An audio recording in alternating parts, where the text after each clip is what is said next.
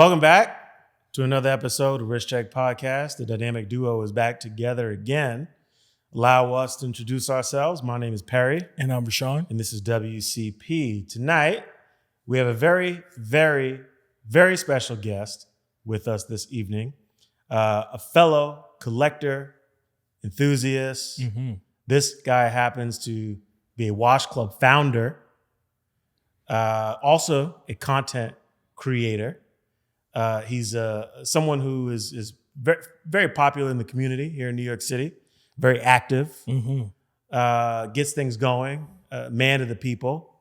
We got my man, Chris. Yeah. I don't know if I deserve that intro, but thank you for having me. Of course you do. Appreciate it. Absolutely. I appreciate being Founder of Gotham Watch Club. Yes. It's a pleasure to finally have you. Thank you for having me. Yeah. I've been waiting to do this. I'm very excited. Well, you know, like all things, good things come in time. And, you know, I'm glad we were finally able to make this happen. This has been some time in the making, as it is with most of our guests. But, you know, the train is always on schedule. Yes. And we've had some really great times recently. You recently, maybe a couple of months back, you held an event at Lure. Yes. Our friend Jay's restaurant in Brooklyn. And we had a watch meet there, and we had some really great food and really great time. I really enjoyed myself. And if it's worth anything, I never go to Brooklyn for anyone. Seriously. It's very true. I never go to Brooklyn, but Chris invited me. I was like, I'm coming out. And we had an amazing time. You got a group of really great collectors and other friends together. And it was it reminded me of, you know, what I love about our community. And it's very unique. And we'll get into that and more. I'm very interested about your background and the founding of the club and your, you know, career as a collector. Because you brought some really, really great pieces with you this evening. But before we get into that, you've seen the show. You know how we always start. We always start with our honorary wrist check.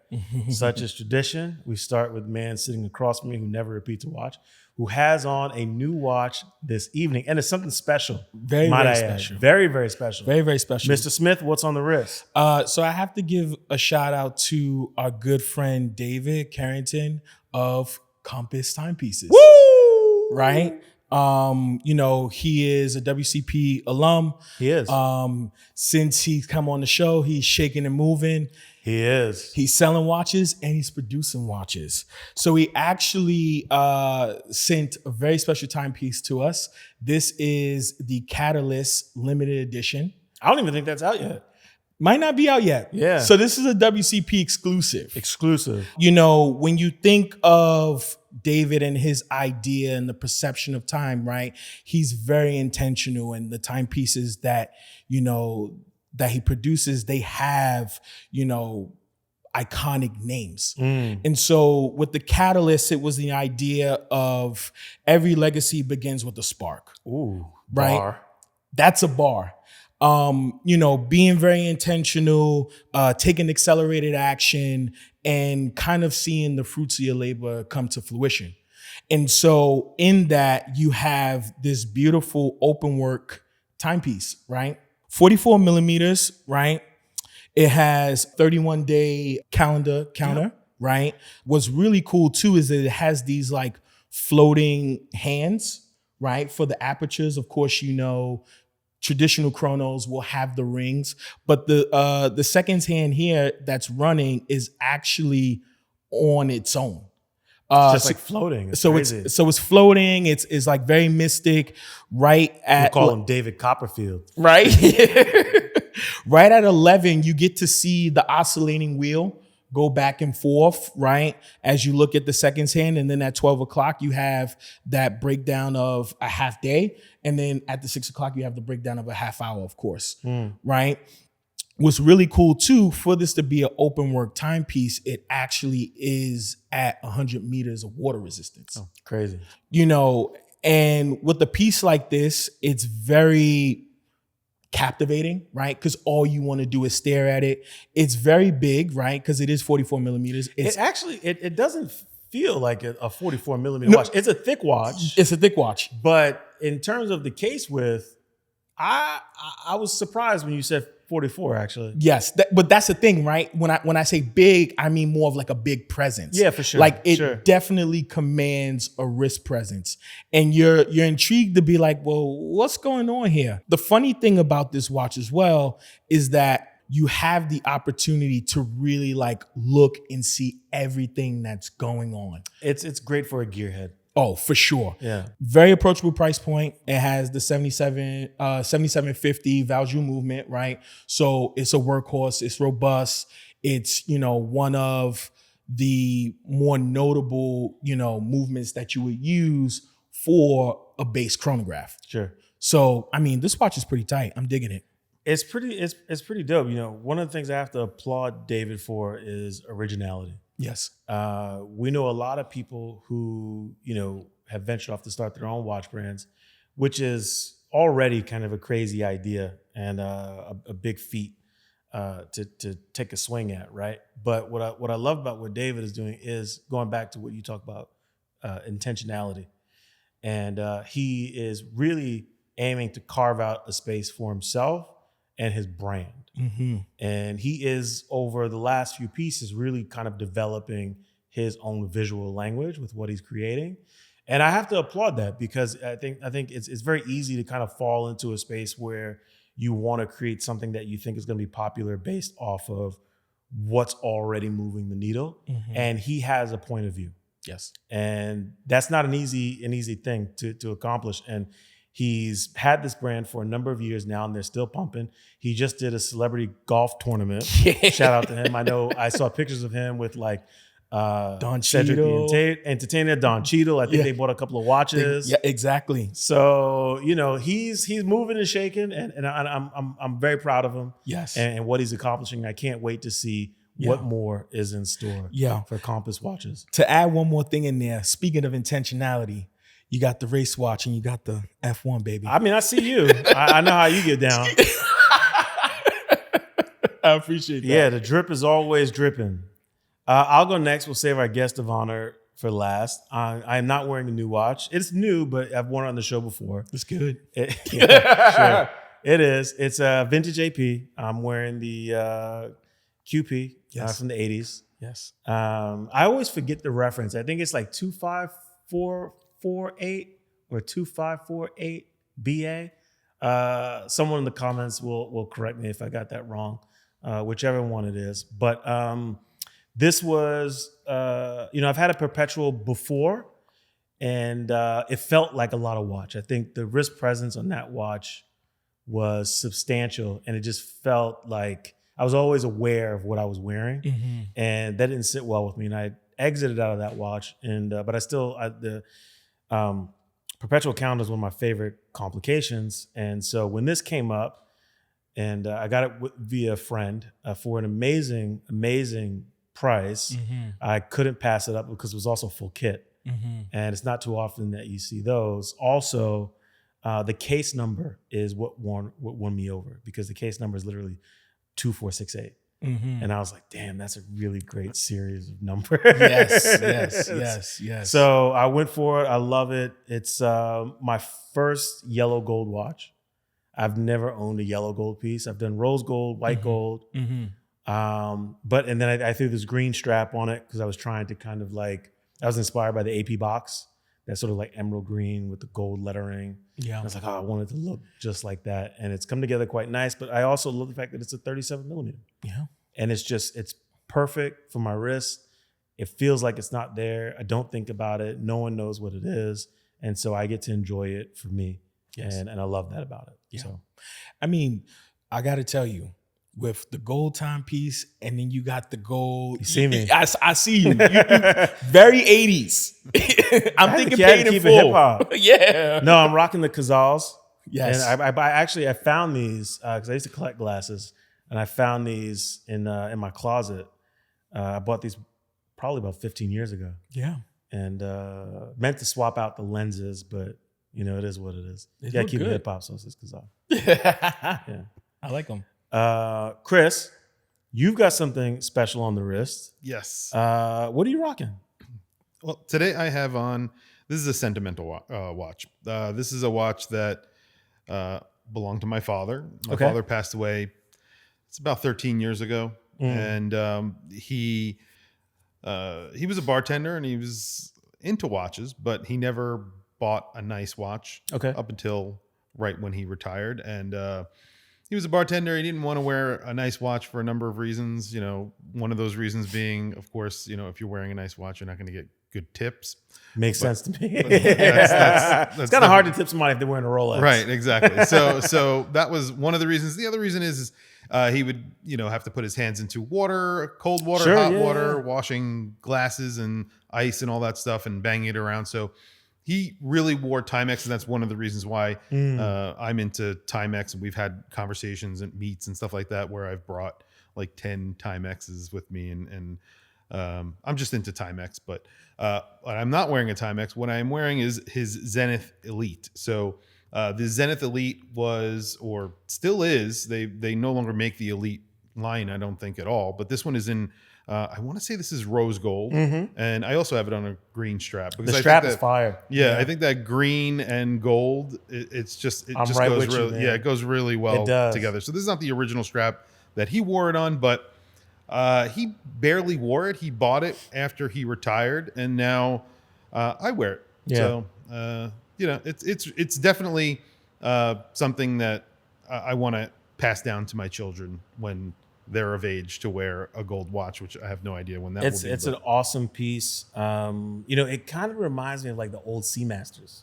Yes. It's pretty sick. Yeah, it's similar in size. Yep. But this is, I mean, when you turn this around, the movement on here, the movement is gorgeous. Yeah, it's sad that they no longer use this. I think they are using the Elite movement, but they're not using it in a lot of watches, and it's also very thin. So it's just a beautiful combination and very handsome timepiece. Yeah. No, it's and sick. unfortunately, he bought it, and Can I see then this? 2 years later, he passed away. And he never really got to enjoy it. So I enjoy it as much as I can. And like I said, I have 2 sons and a daughter. So, I mean, if one of them like it, and hopefully one of them, at least one of them, is into watches, I'm crossing my fingers because they have a lot of watches to sell otherwise, but that will go to one of them. You know? Yes. It's really, really cool. Yeah, it's an awesome piece, my man. Thank you. Yeah. It's definitely something special to me.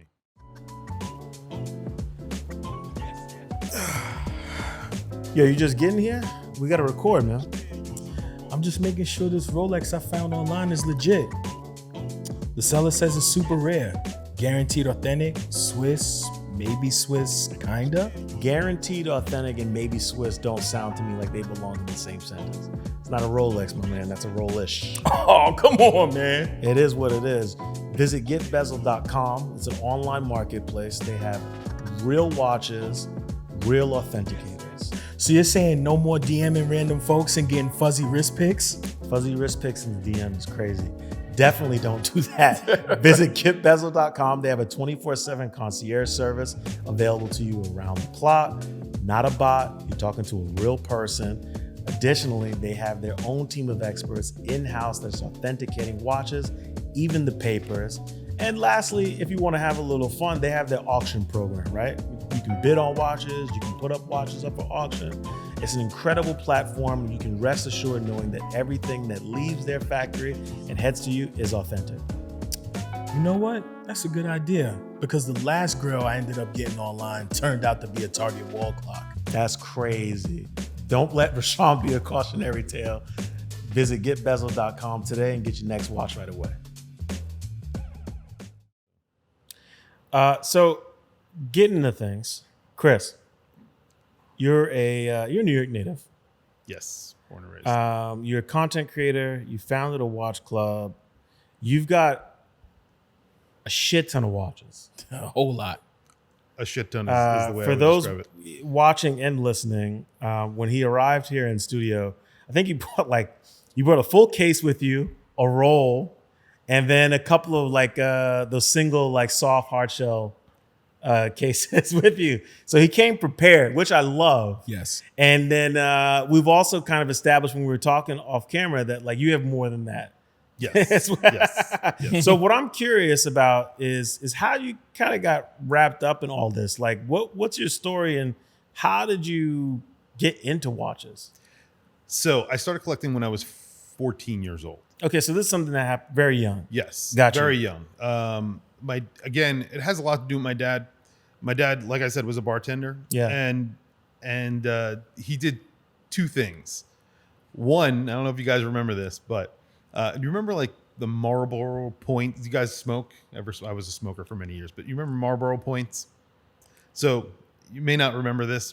Maybe I'm a little bit older than you guys. But so when you had a pack of cigarettes, there was the code on it, the code, the barcode or whatever it is. Okay.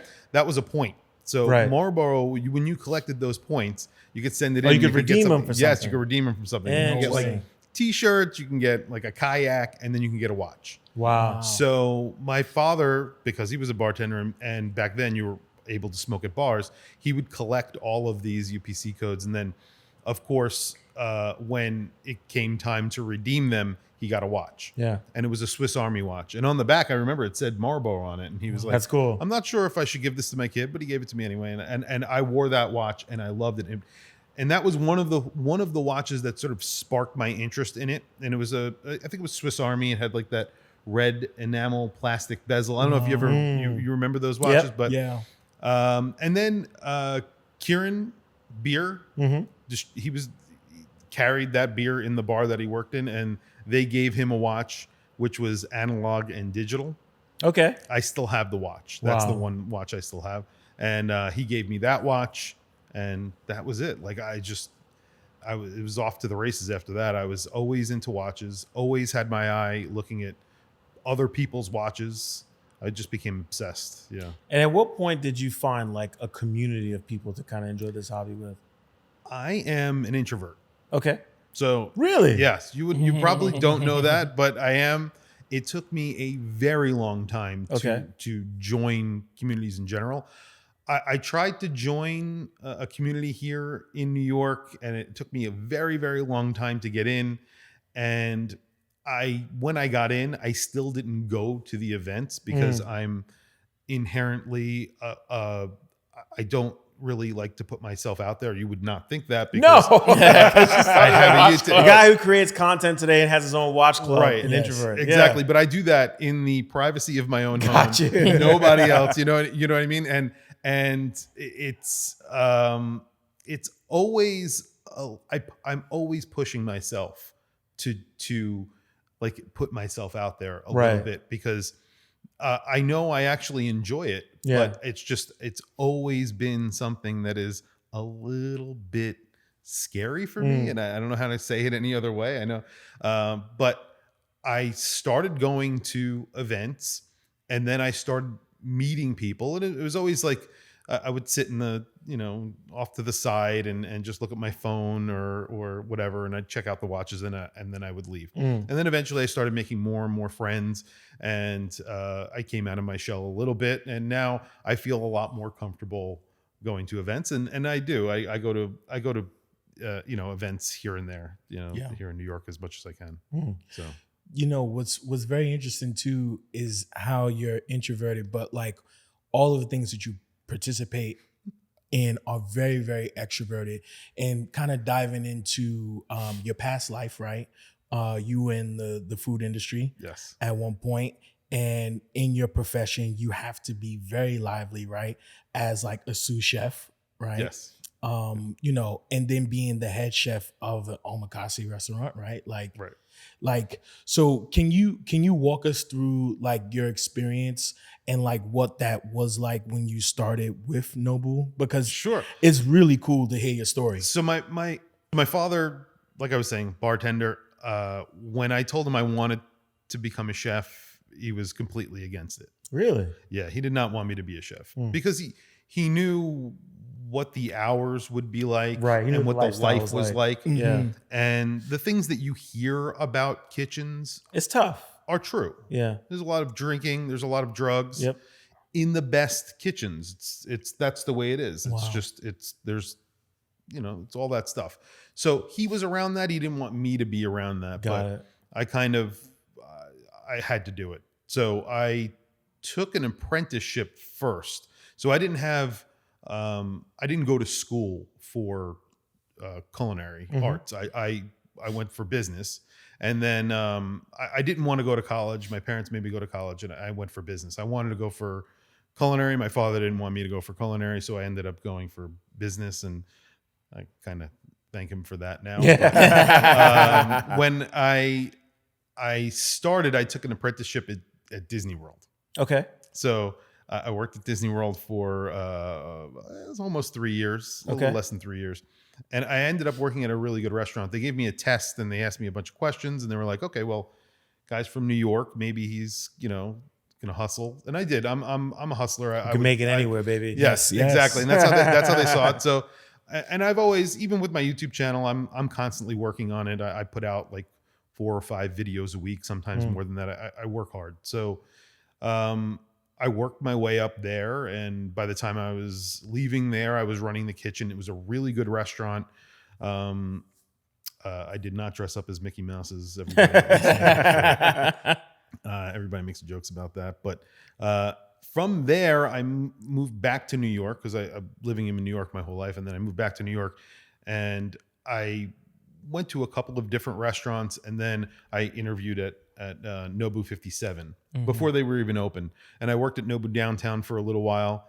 And we were talking about it before. Robert De Niro was the owner, along with Nobu Masahisa, and Lefrak, I believe, is part owner of 57 in particular. And like the Lefrak? The Lefrak. And, wow. And, shout out to Nori. Shout out to Nori. That's hilarious. Yeah. So, and I mean, I worked there, and when they were testing out the kitchen, doing everything, help set up the kitchen, and they decided to put me on the Omakase section. So I became the lead Omakase chef. That's amazing. Yeah. And I worked there for a few years, and then I left there. I went to Del Posto for a very short period of time, and then I left restaurants completely. It was tough. It was a tough life. There was a period of time where I was working 6 days a week, 12-hour days, drinking every night, everybody smoking and drinking, and just it's the lifestyle. It was the lifestyle. That was it. And the direction that I was going in, it wasn't great. And yeah, I probably could have done well and kept on going in the restaurant business, but I decided to leave. Yeah. Were watches still sort of like present throughout Always, this period? Throughout my entire life. What role did they play with you working as a chef? As a chef, I always had a diver on. Oh, really? Yeah, I was always into divers. Okay. Big time, and that was my thing. And you were like were you actually like using the watch to like? I would time things. Yeah. And I was the go-to guy too. And, wow. And through like just running the kitchen at Nobu, I would stand out front. So eventually I started an Omakase, and then I was running the kitchen, and I would stand outside of the kitchen and, direct everything that's going on. The expediter, that's what it's called. And I would talk to people about watches. I would talk to, because we had a lot of celebrities come in. For sure. And I would talk to celebrities about watches, and yeah, I wish I had a YouTube channel then, because then you'd have cleaned up. Yeah, I would have. Unfortunately, I think that was like before YouTube. All right, let's be real.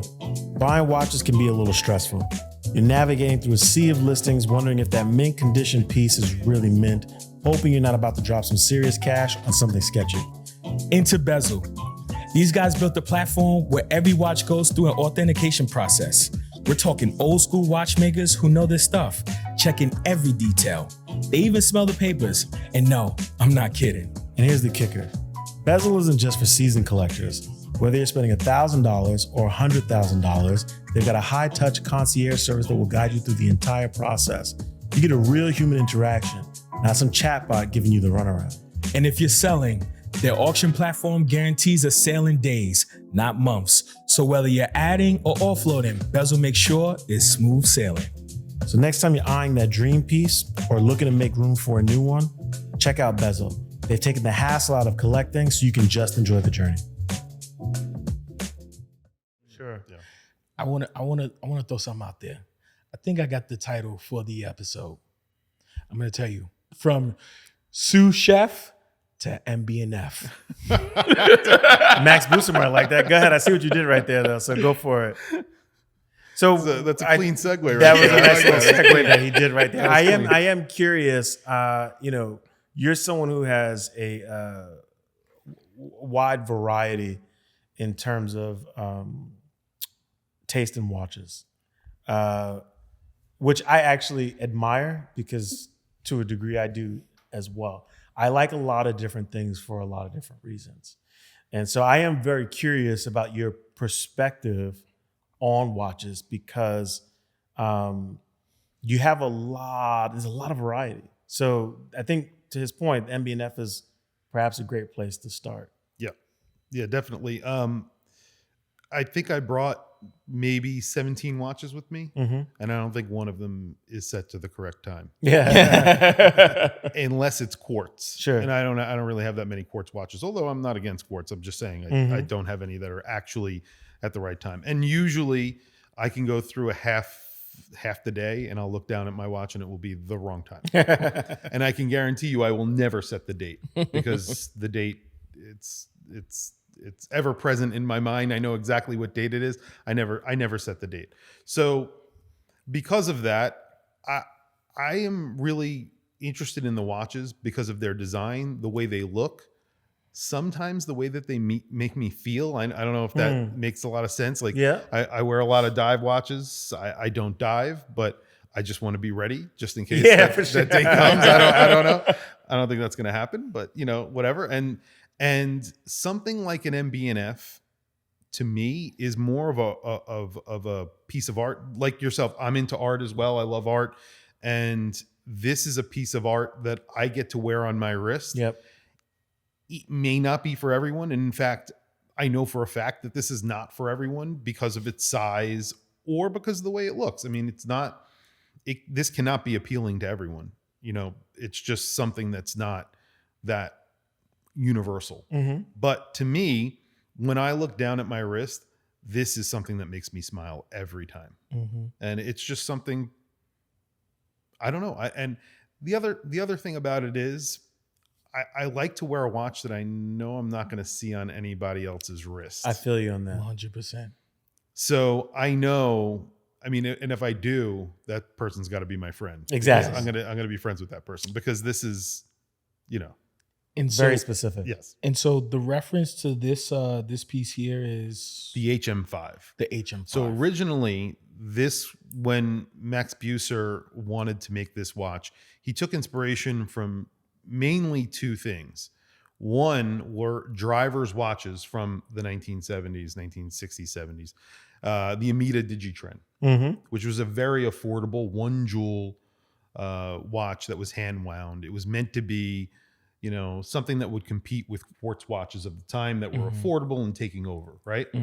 And then the other thing is 1970s sports watches. So you can see from the back, if you're familiar with the Lamborghini Miura, Yes. it has these louvers on the back window. Yes. That's what that is. That's Wow. what that. If you look at that, there's 2 ports on the back of the watch that are for if water gets into the case. So there's 2 cases. There's an inner case and an outer case. The outer case is not water resistant in any way. It's not dust resistant. So there is an inner case that is protecting the movement. And I see. and you can get water in there. So there is, I'm not gonna get this wet, but the water can come out through those 2 ports in the back. It's really cool. And then you have those 2 louvers that open on the top. That's to get light into the movement so that you could see the watch, you could see the time in the dark. Wow. It's completely impractical. Yeah. I'm gonna be honest. Like you can't really, if there is one theme throughout my watches, it's that most of them are pretty hard to tell time on.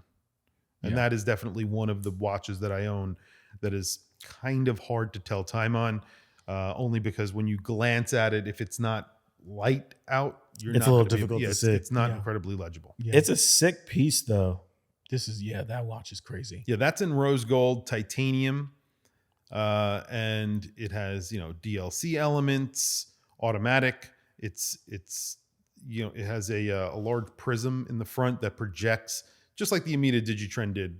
It's the exact same sort of way of telling the time, but in a very elevated form. I mean, also, what's very consistent with your watch collection is that there's very interesting or unconventional ways to display time, right? It's not practical, but it still has like a useful purpose, right? Like it's derived from the 1970s and a driver's watch, but like it's not something that you'd wear today, but it still has relevance. Yes. I would rock this. Oh, hell yeah. This thing is hot. Yes. Yeah. Yes. But and that's what I love about Max Busser, right? I think like his whole career has always been kind of like about like, there's a few brands that kind of, I think, execute that really well. Like just the idea of like how to utilize a watch in different ways, right? Like how many different ways can we tell time on this thing, right? And can we kind of be designed for it while actually doing it? I mean, I'm under the light, so right now it's incredibly legible. But this thing is hot, and I think that there's, what I love about a piece like this is I think stuff like this is actually moving into a place where it's becoming on trend. Just because I feel like to your point that you made earlier, not wanting to wear something that you're gonna see everyone wearing, but also I feel like the idea of collecting watches now is becoming a little more popular. I won't say mainstream yet, but I think at least from a vocabulary perspective, the idea of collecting watches is mainstream. Everyone might not subscribe to that, but the idea of it, people get it. You know what I'm saying? And when you have that happening, the conversation of design immediately falls into place. And it becomes easier for people to kind of rationalize the idea that there exist people who collect these as sort of like art pieces or pieces of expression in some way or fashion, right? Yeah. And like, I mean, this is swaggy. Oh, hell yeah. This is hot. This is a hot piece. Well, just the calmly flex out here. So Chris is definitely one of us because he's definitely like somebody will see you and think that you're wearing regular clothes, but what you're wearing is not regular. When you pop out with the CP company and you got like, because I also seen you in a fly Rude sweater when you guys were hanging out. Oh, he was.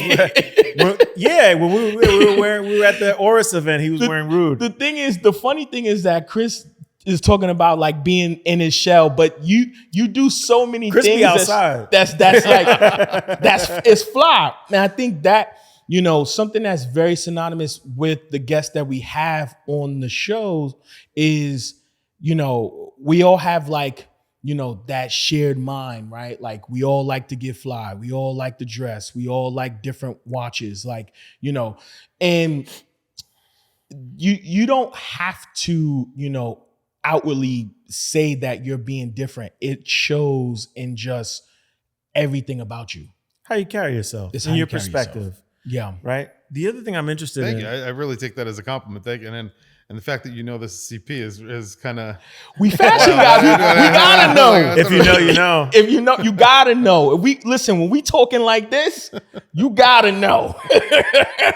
So what I am curious about is, you described yourself as someone who is introverted. Obviously, you've broken out of that shell, or perhaps it's still a working thing for you.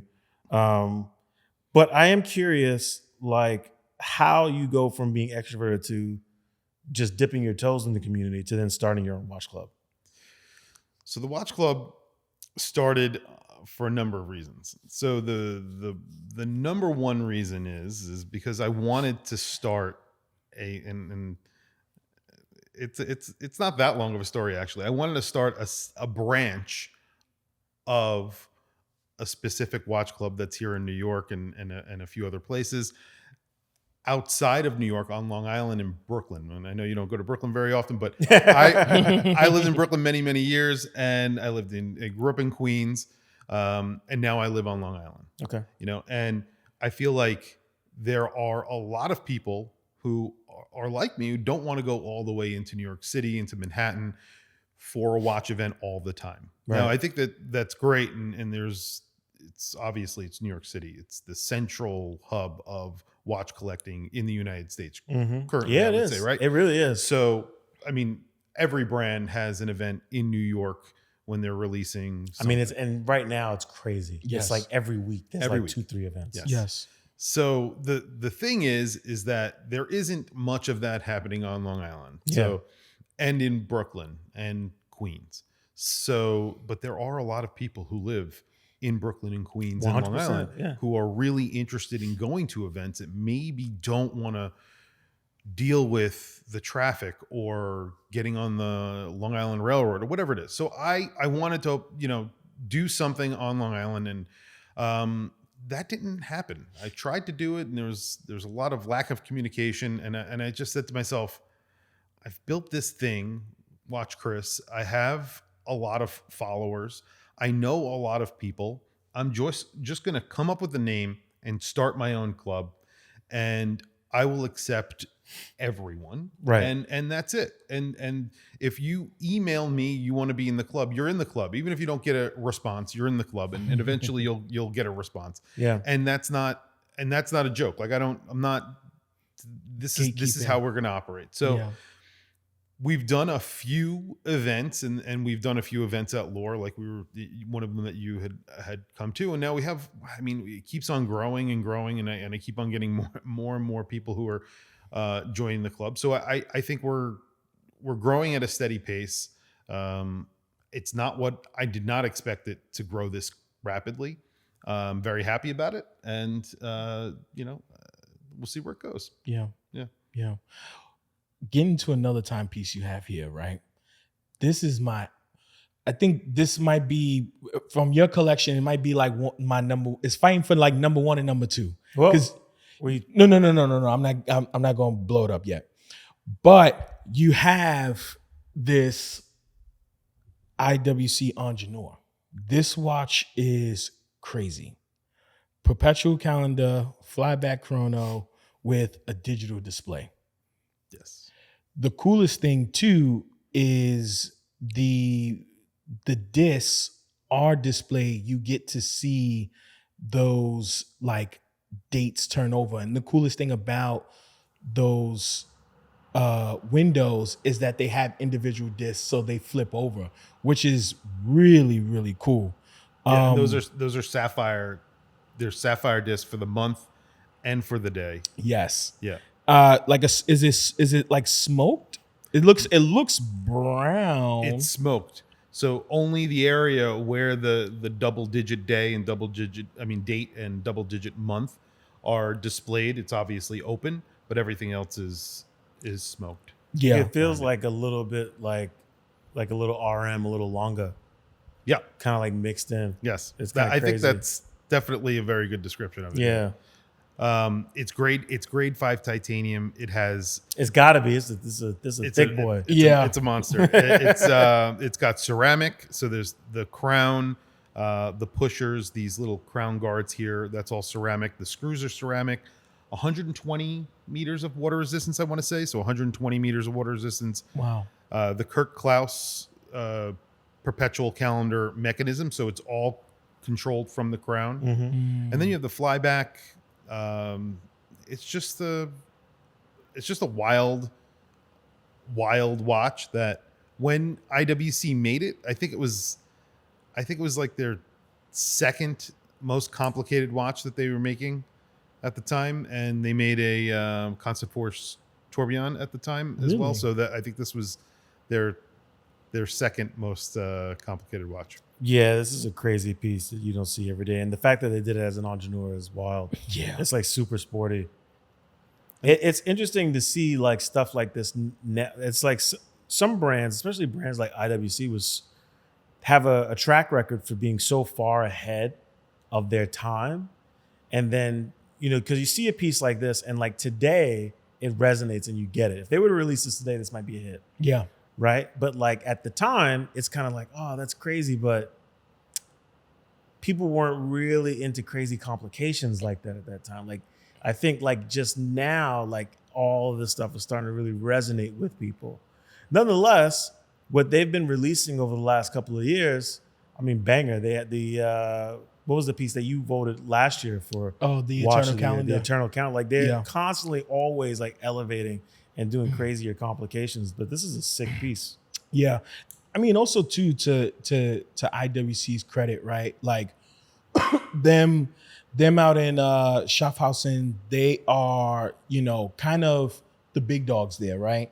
Like they lend their talents to other brands out there to produce their timepieces, or even, you know, their elite team of students, right?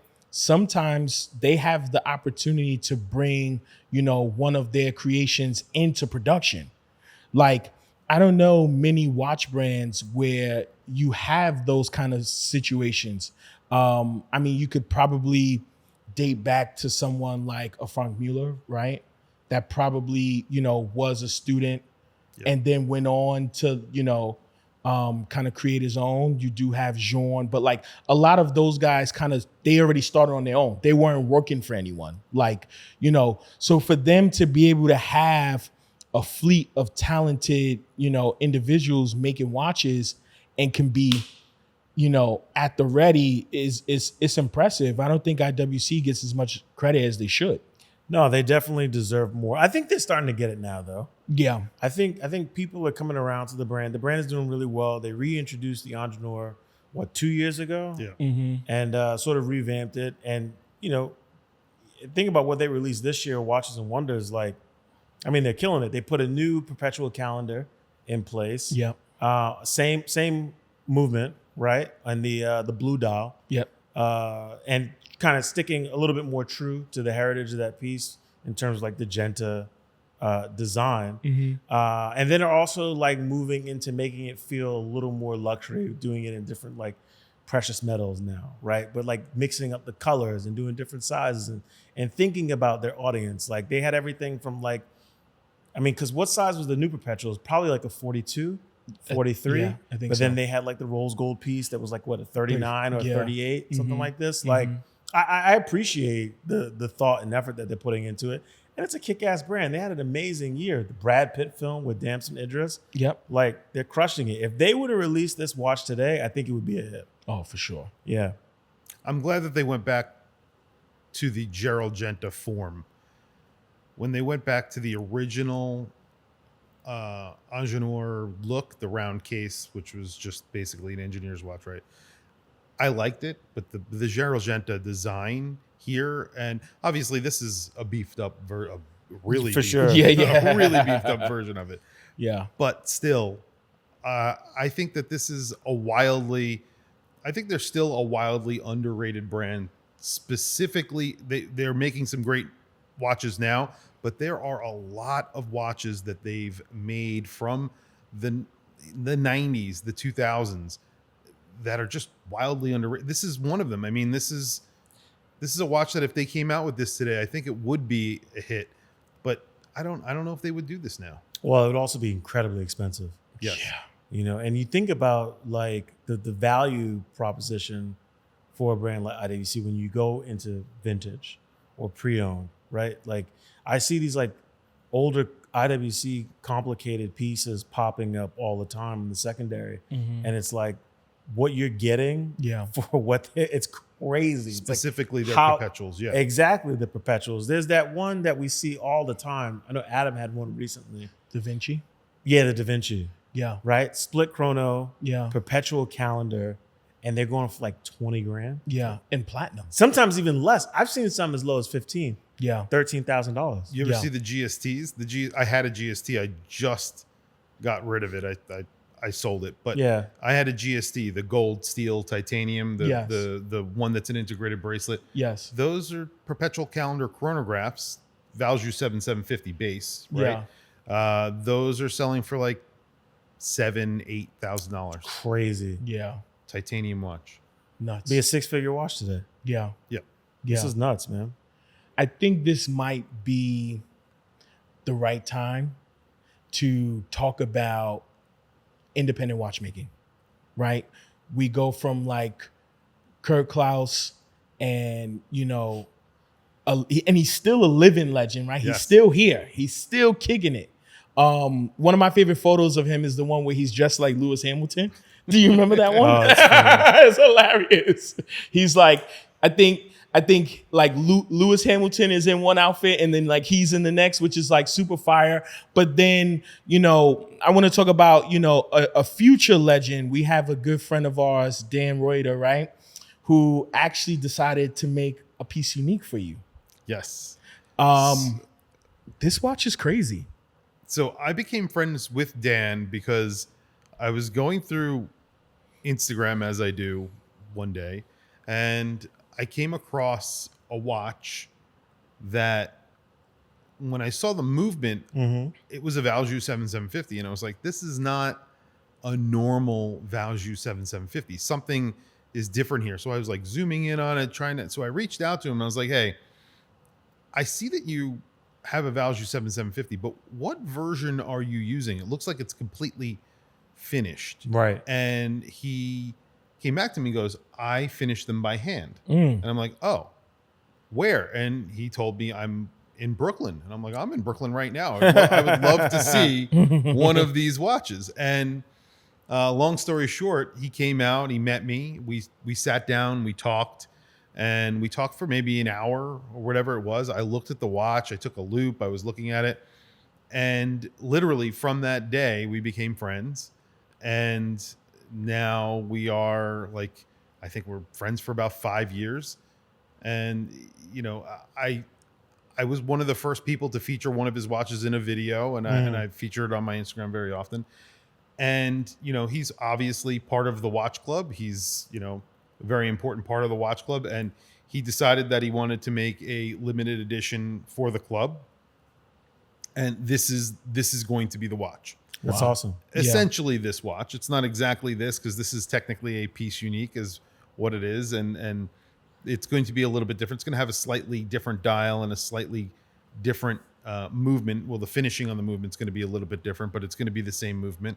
Yeah. But it's a beautiful watch. I think he did a great job. I helped design it a little bit, so we went through it together, and that's the final result. It's a silver dial, not sterling silver. I forget. He gets mad at me if I say sterling silver. It's not sterling silver. I forget what type of silver it is, but it's something that doesn't tarnish as much. And then he makes all the plaques in Brooklyn. There's 3 plaques on the dial. He enamels them, he finishes them, he grains them, and then he does the frosting in Brooklyn. He finishes the indices in Brooklyn.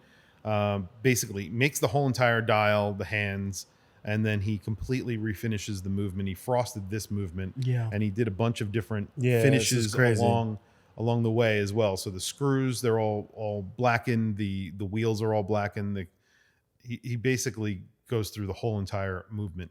He even tightened up the winding spring so that it clicks a little bit louder than it normally would. It's a Sellita SW210, just a standard Sellita movement. Yeah. So that's awesome. Yeah.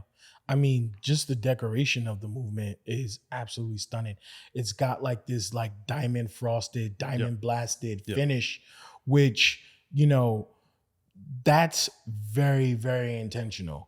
And then when you think of, you know, it being a local New York City watchmaker, right? Like it gives you all the reasons to pay attention or even to support.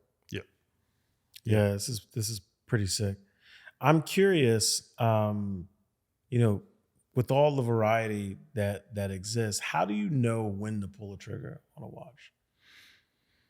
For me, I don't. Okay. I never know when to pull a trigger on. And in fact, there's a lot of times where I should have and I didn't, and I kick myself later.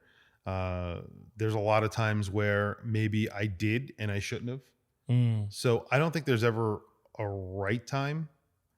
For one reason or another, I've made a lot of mistakes collecting watches. And I think that, you know, to use the word mistake is kind of like it's a weird thing. I mean, it's watch collecting. It's a hobby. This means it's meaningless. Sure. It's not a mistake. I mean, I spent some money I shouldn't have spent.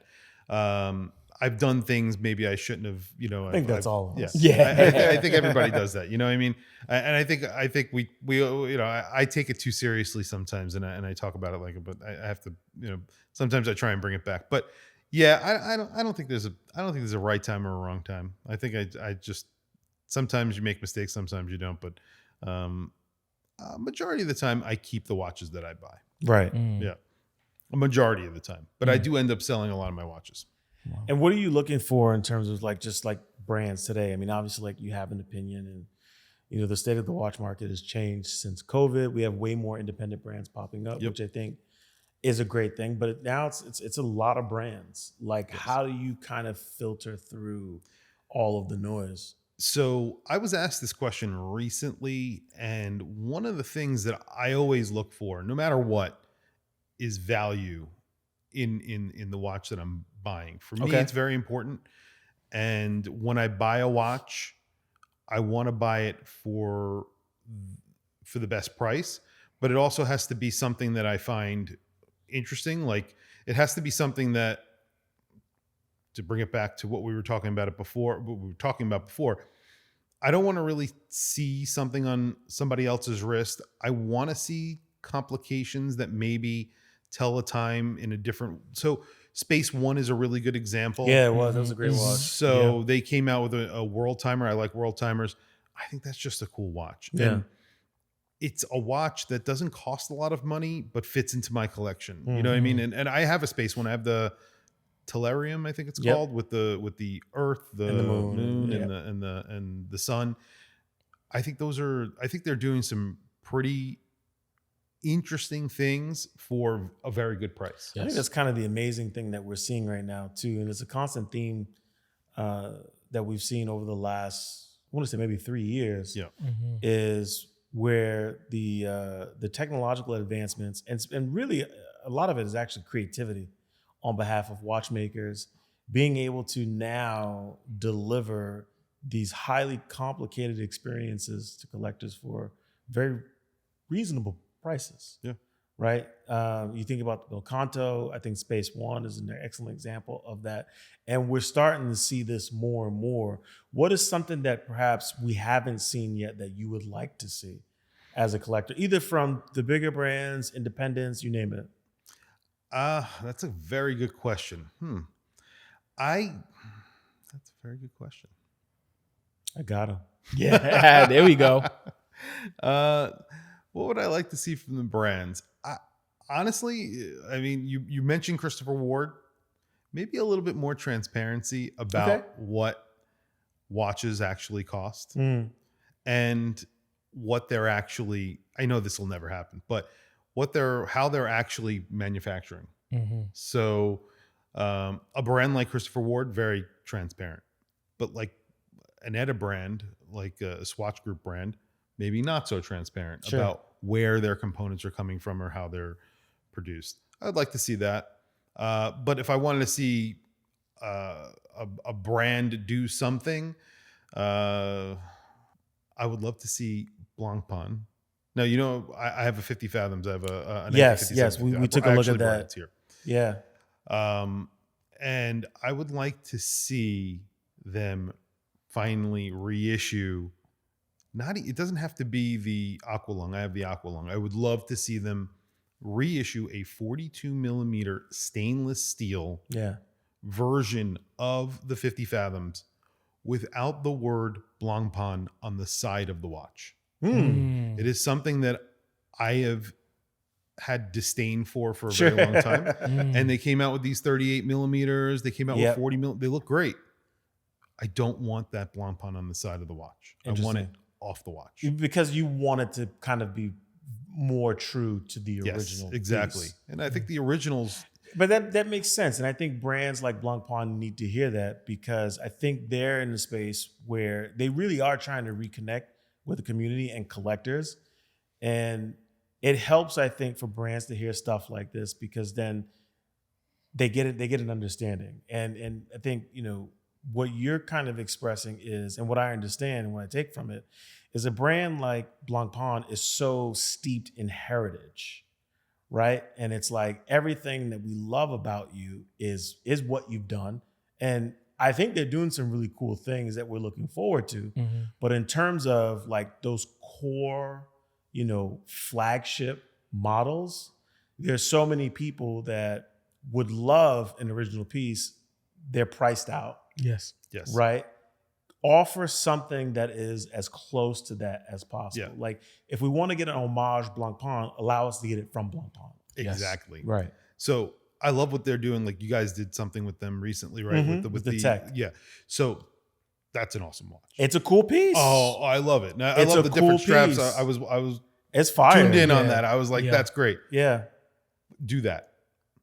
But also give us that original case, a flat bezel, Yeah. Mm-hmm. very straightforward dial, nothing else on the case. And I think, to your point, and from a brand's perspective, I think oftentimes I get when brands are kind of like, man, we've been there, we've done that, we want to look to the future. And I totally get that. But there's so much respect and love for your history that you can afford to carve out a space for it. And I think that there's value there, right? Because you take yourself, for example, who you've had this long journey in watches. Now it's getting popular. You create content. You have a club. There are young men and women that are going to be influenced by yourself, members in the club, videos that you make, other creators. They're going to do the deep dive that we all do, right? And when we do that deep dive, we always know where we kind of wind up. We're digging through the heritage. And then you want those pieces. And that's how you get the watch on someone's wrist. And that's how you pull them into the brand. I think the move that they did with Swatch was smart, off the back of the Moon Swatch, and that was great. But I do think in terms of what you've brought up, I think that there's a lot of value there for them to explore, especially if it helps get that name back on people's wrists, because they are doing cool stuff today. We were doing an event in Montreal with Chateau d'Ivoire. Shout out to them. Yes. And Blancpain was one of the brands that participated in this event. And they had a ceramic triple date calendar, a complete calendar piece, blue ceramic, fire. Yes. Awesome. I tried that watch and I didn't want to give it back. I was like, this is coming with me. Yeah. I'm from around the way. Yes. I'm leaving something. Yes.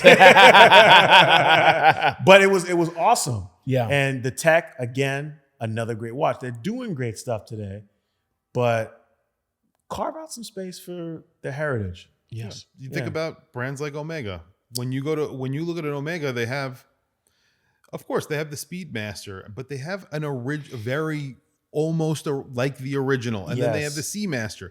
They've released the Seamaster 1950. I own it. Yeah, the 1957 Seamaster re-release that they did. It's exactly like the original. Yeah, come on, you could do it. You have it, and it's such an iconic looking watch. It is. It's really a great piece. Yeah, it really is. There was something else that you brought up too that I found interesting from a brand perspective, the transparency with the brands, right? And you had another watch that's not here right now, but it said Swiss crafted on the dial. Right. And I think that your point about transparency, it brought that back up for me, because, and I don't know if a lot of our viewers know, but the ones who are really entrenched in the culture, they get that, the whole idea of Swiss made is that 60% or north of that value is made in Switzerland. And that's what gets to, you put Swiss made. And so this watch that you had, and maybe we'll share an image of it. It says Swiss crafted because for these gentlemen, it wasn't, Swiss made wasn't Swiss enough. Right. Right. Right. And that's got me thinking, like, how much of what we're investing in terms of Swiss made watches is actually made in Switzerland, because that's such a gray area, which is also very Swiss. Yes. Right. 60% of the value has to be from here. Right. Yeah. And the brand that you're talking about is called Maran Musi. I was telling you before, I at one point before I had YouTube channel, I wanted to try and be in the watch industry in general and I reached out to brands and I became a U.S. representative for Maramusi. But they're a brand that, and I was telling you, I never sold a watch. I never sold a bad salesman. And so they're a brand that are constantly trying to be more Swiss. Right. So 60% of within 60 miles of their headquarters, they source all of the parts for their watches. So I think that's an interesting concept. And I think you made a good point as well that maybe a lot of people don't care about that, but it could be that that maybe people are interested in. But I'm interested in it because when I make a video and I release a video and I say a watch is made in Germany or a watch is made in Switzerland, I always get comments and people are like, yeah, but the case that bracelet is made in China, the case is made in China. This is, and if you have an ETA movement, how much of that ETA movement is actually, or a Solita movement, how much of that is actually made in Switzerland? Right. And it's an interesting concept because if I throw a gold rotor on there that's made in Switzerland,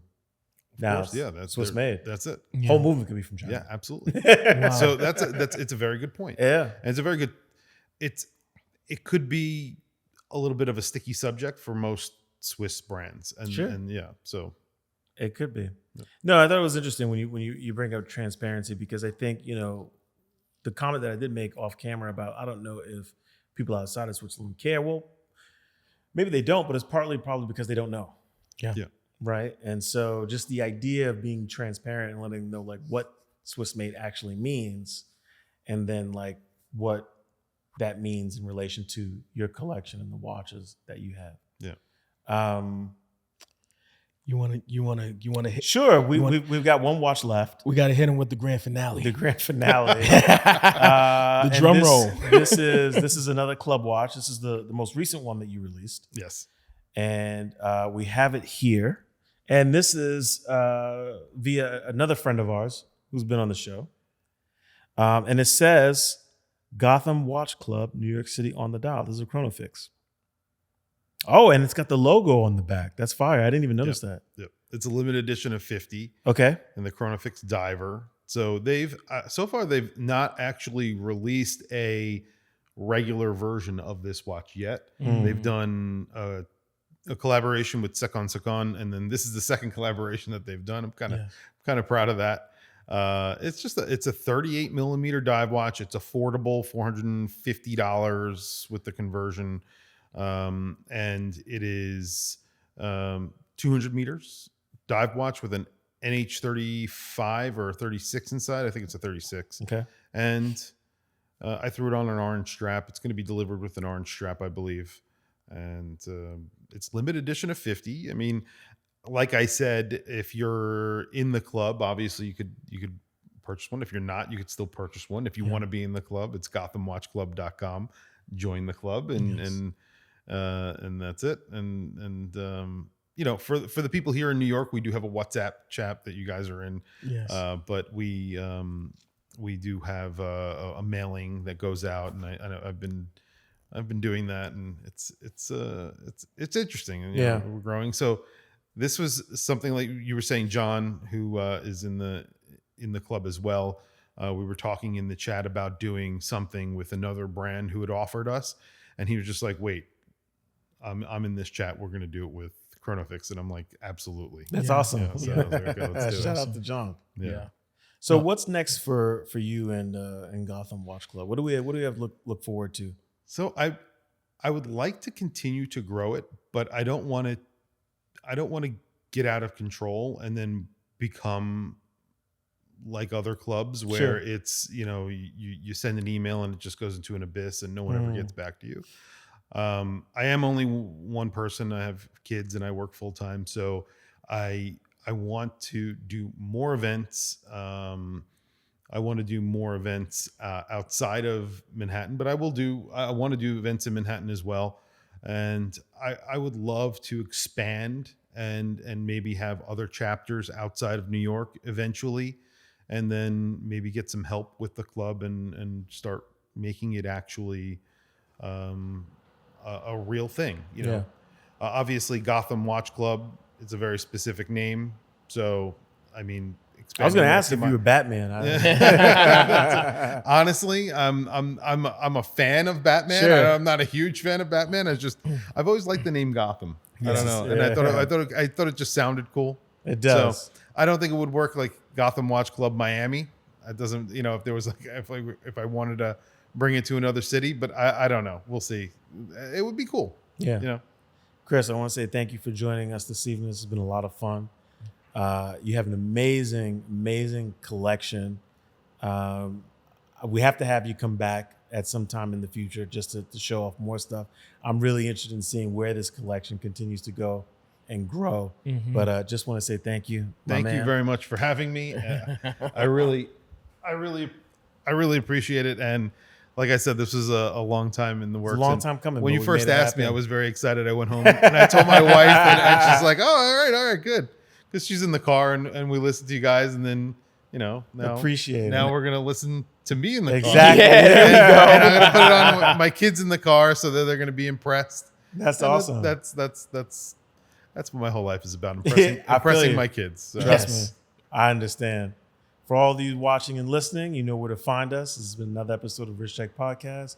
You can find us on superniche.com, richcheckpod.com, and maybe one day in the metaverse with my man right here. Yes. See you next week. Deuces. Peace.